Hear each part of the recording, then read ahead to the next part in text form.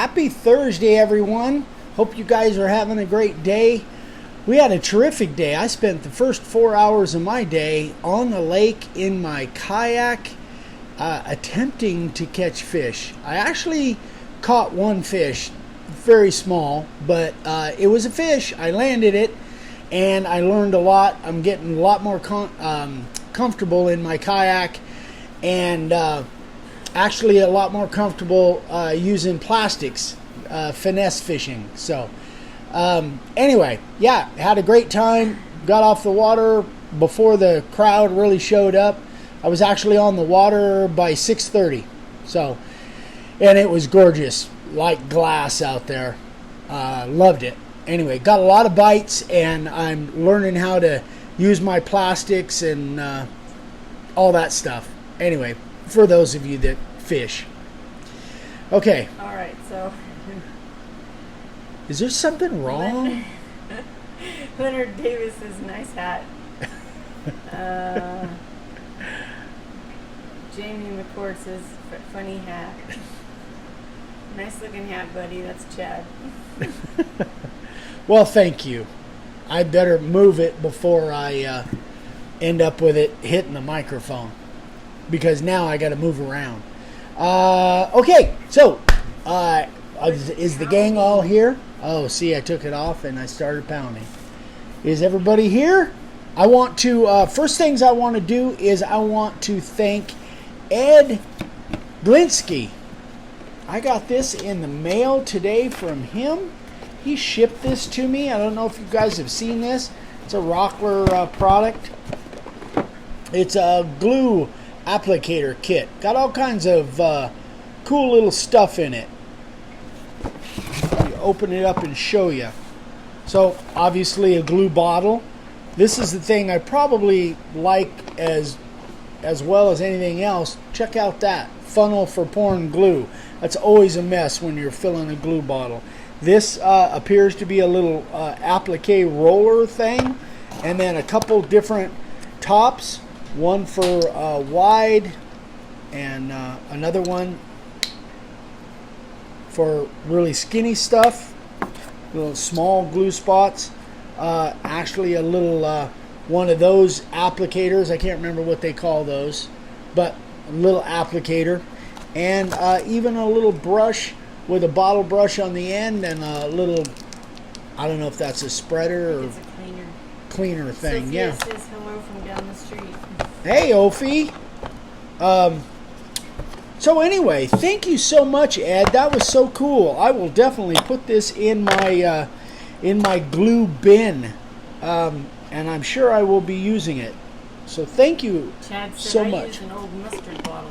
Yeah, and I've used that. I've used all kinds of different All things. right, show your special hat again. People want to know Oh. what they missed. This is what people were talking about. Now it probably won't stay. So that's just a hint toward the end of the video. Uh-oh, it felt like it was going to go. It's going to grab a hold of it. That's what everybody was talking about. All right. So, again, Ed Glinsky. Thank you so much, Ed. I so appreciate it. That was so nice of you to send that to me. I really like it.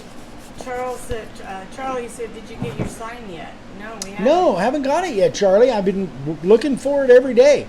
I don't know. I haven't checked the mail out there in a couple hours. We checked it this afternoon. But, yeah, sometimes they deliver late. No, I haven't got it yet, Charlie.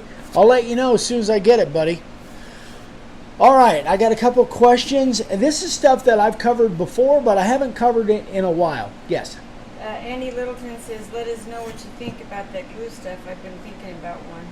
Oh, okay. I will. I'll try it out and let you know. I think, though, that Ed was saying they were on sale, and 50% off. and he got a whole bunch even after it was on sale, like half off. So it was a smoking deal. He bought several of them. Sent me one of them. Okay, so this is from Ron LeBrun. And he said, I had a question about using the backer board on the edge for edge laminated panels. The one that you see at home improvement stores. I call it panel board.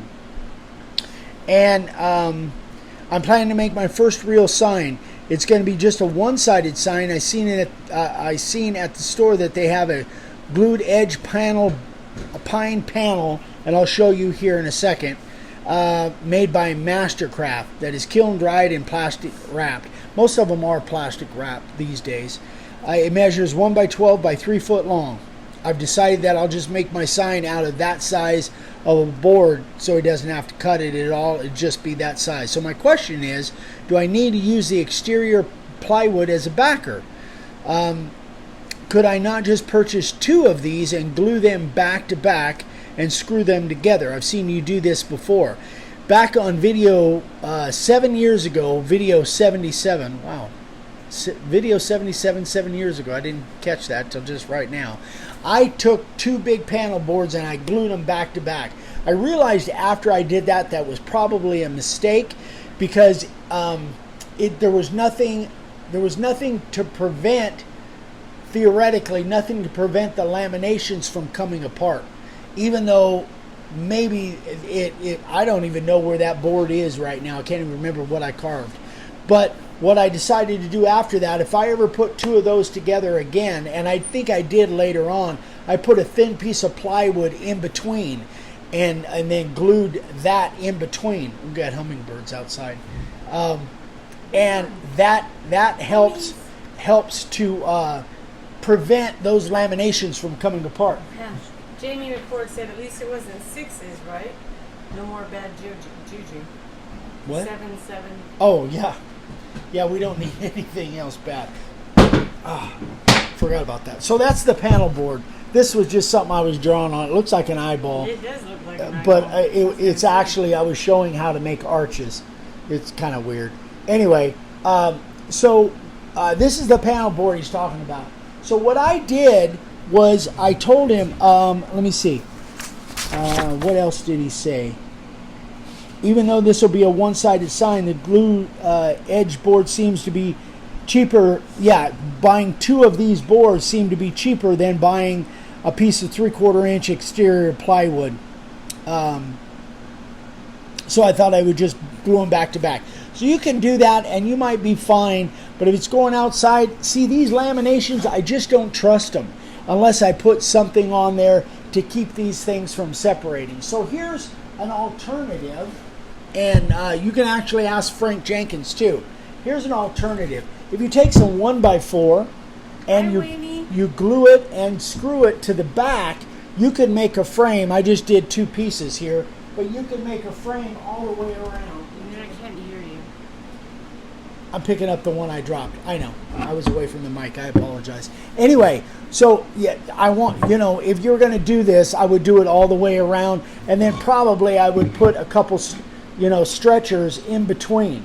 I just put this as just kind of an alternative. But you could use 1x4. You could use 2x4s if that's what you have, and make a frame along the back. And then once it's all done, it's going to look pretty thick and hefty, just like the one Frank Jenkins just did. Now, what Frank did was he was using poplar, and he had some cupping issues.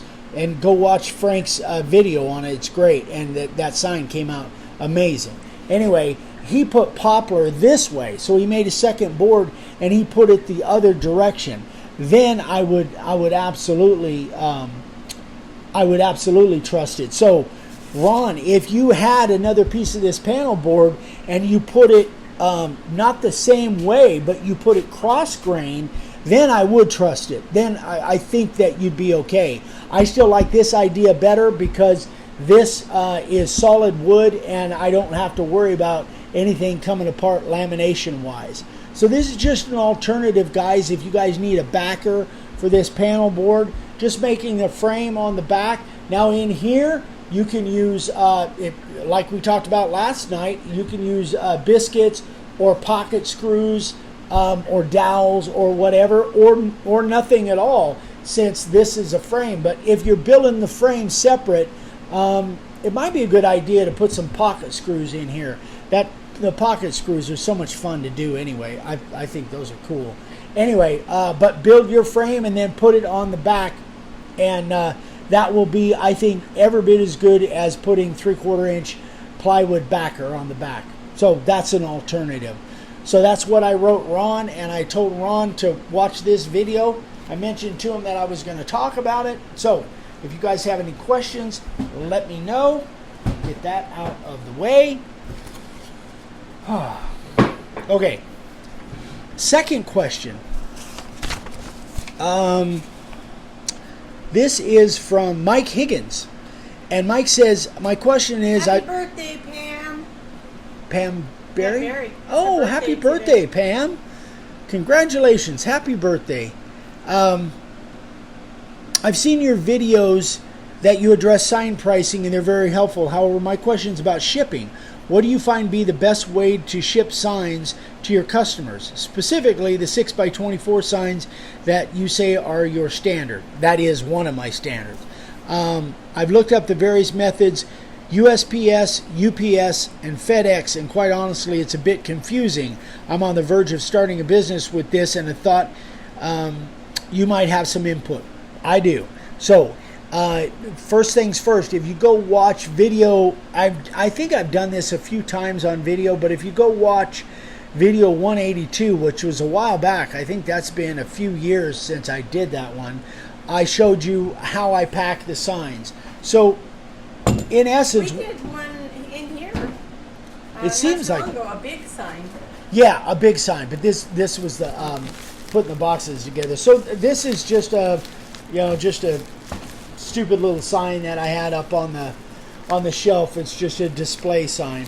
So the first thing I do with the display sign, or with the customer signs, I wrap them in plastic, and then I put bubble wrap. I didn't do the whole thing because I wanted you to see the plastic. So I wrap the whole thing in bubble wrap, and I give it a little extra cushion at the end, because that's the part that's really more susceptible to getting broken. So that's how I wrap the sign. Mike didn't really ask about that, but my preferred way to ship, especially domestically, this is not international, but domestically, my preferred way is USPS priority mail. And you can get these boxes. I think I picked up 2 big boxes. What are these? Oh, these are 1095s. I meant to get 1097s, but the same thing applies. So I'm going to show you how I put these boxes together. Now, these are not flat rate boxes, and the non-flat rate boxes you can put together. There are boxes that look just like this, almost identical, but they say flat rate on them. These are not flat rate boxes. So let me see. So first I put one together like this. I seal the end. Now I take this other box and I temporarily seal it. And many of you may have seen this before, but there might be some new people that haven't. So I wanted to go over it, and I told Mike that I would be doing this. So now we need this to fit inside of there. So what we're going to do, we're just going to cut some wedges out of the corners.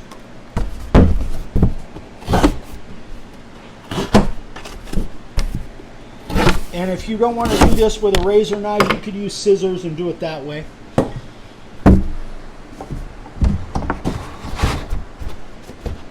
And there you go. You got that feeds in there. Just tape that thing up. I put tape here on the corners and all the way around, and then on both sides. So my tape, well, let's just do it.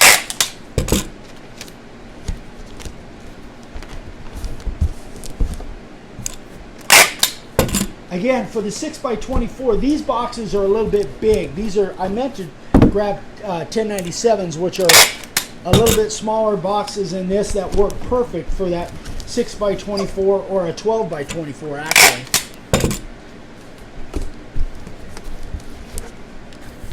Charlie Wooster says, I wish I had watched this before I mailed that sign. I didn't do half of this. Hope they get there in one piece. I hope so too, Charlie. That looks like a fantastic sign. So I do that. Chad, that's not bad, Chad. $16. I don't know where you sent them to, but not too bad. Oh, that's God. So that's pretty much it. That's the way I like to do it. Then obviously, Dad says, "Well, would you look at that? That's slicker than grease on a doorknob." that's really how I do it, guys. It's pretty simple. I go into a lot more detail over on video 182, but again, these boxes they're furnished, and you're shipping by the weight, so you're not shipping flat rate. And these things don't weigh very much. I mean, even if I was shipping that sign, it probably would be 3 pounds maybe. So the postal rates definitely have gone up, and I'm assuming they'll go up again because they do like every 6 months. But this actually makes a really good box. Now I would fill this with paper. I get that packing paper. It's newspaper. Like newspaper. What do they call it? Newspaper ends or something. Yeah. But a packing paper is fairly cheap. I think we can get it several different places. I get it on Amazon.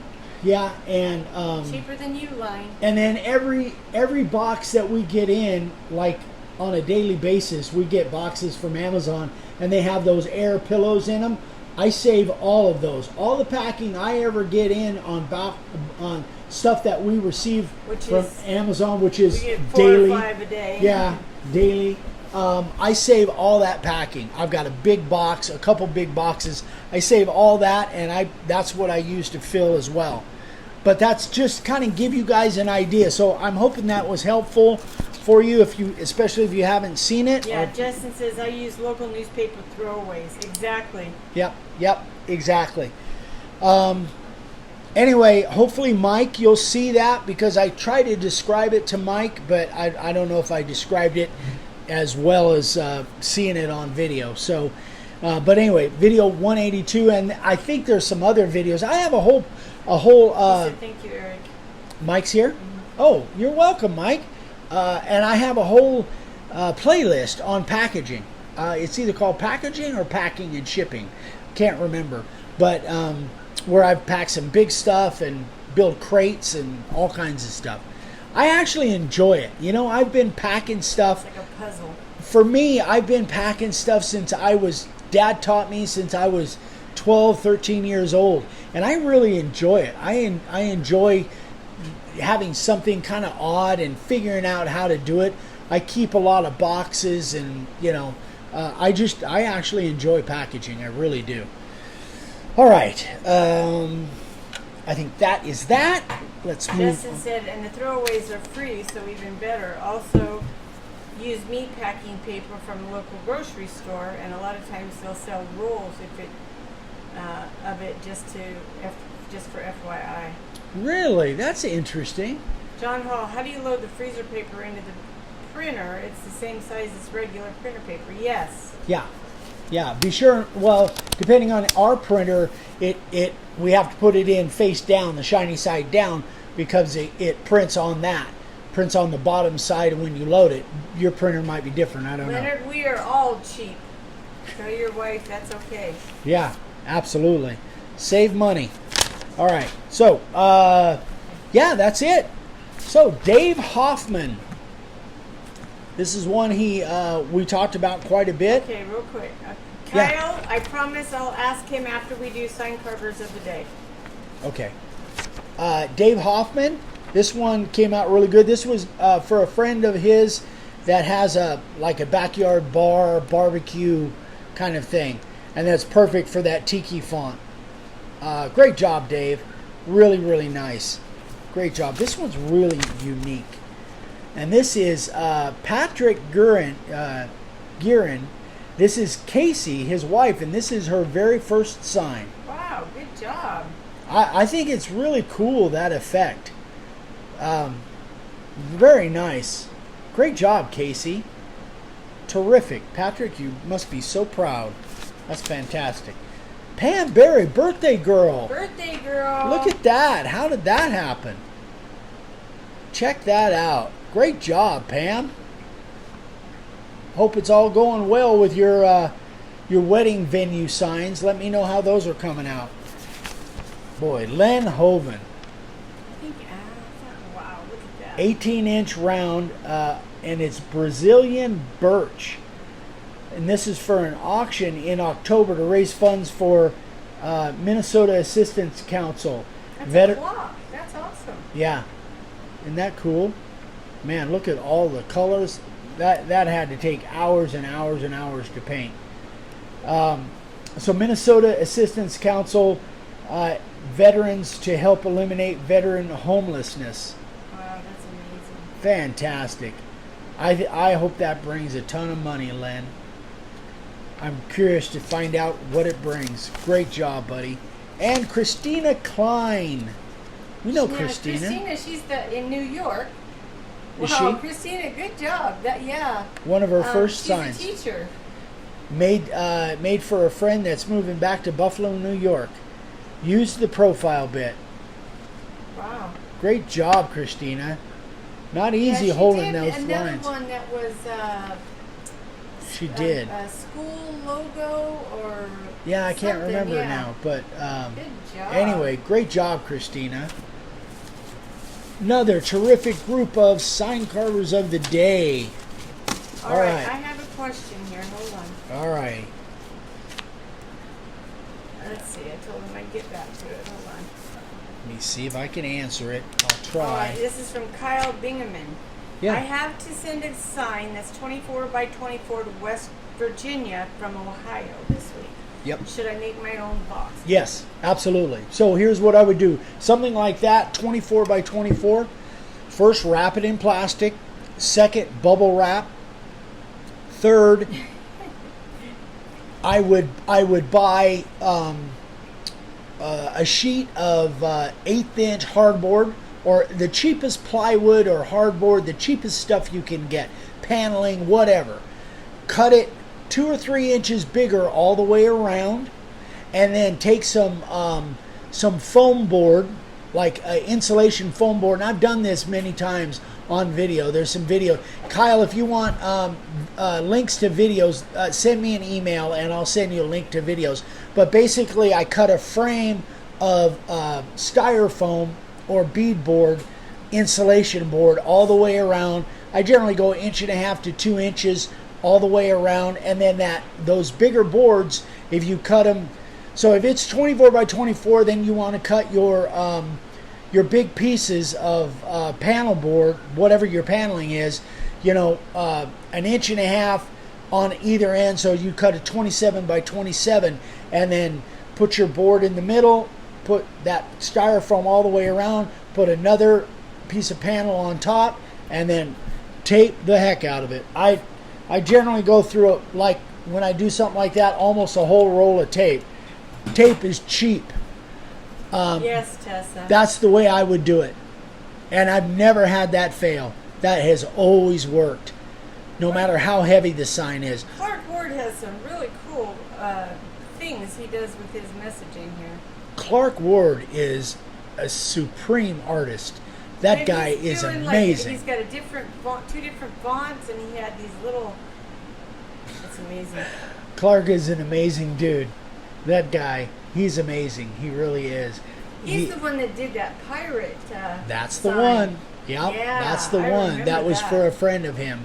For a friend of his. Yeah, Clark Ward is an amazing artist. He's one of those rare guys that has artistic ability and then puts it into all kinds of different. He doesn't do. I think he just said he's taking his first chainsaw carving class. Yeah, that's the tomorrow. thing. He does so many different things, Yeah. so many different mediums. But yeah, he's truly. You're amazing, Clark. He's truly God gifted in artistry. Yeah.